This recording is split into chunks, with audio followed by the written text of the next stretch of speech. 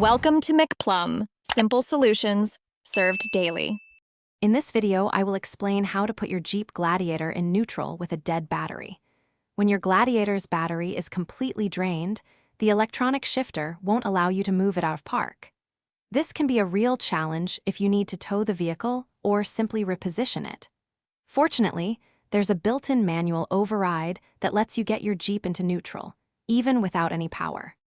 To begin, you'll need to locate the manual park release.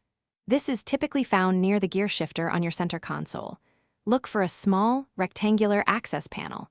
Carefully use a small, flathead screwdriver or a similar tool to gently pry open this cover.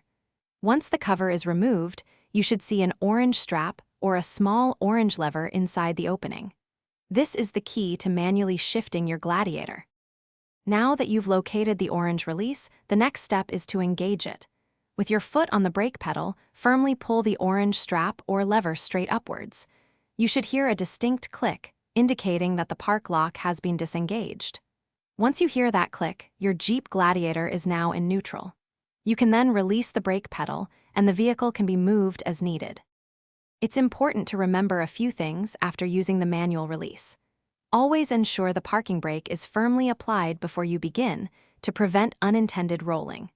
Once you've moved your Jeep, push the orange strap or lever back down until it locks into place, returning the transmission to park.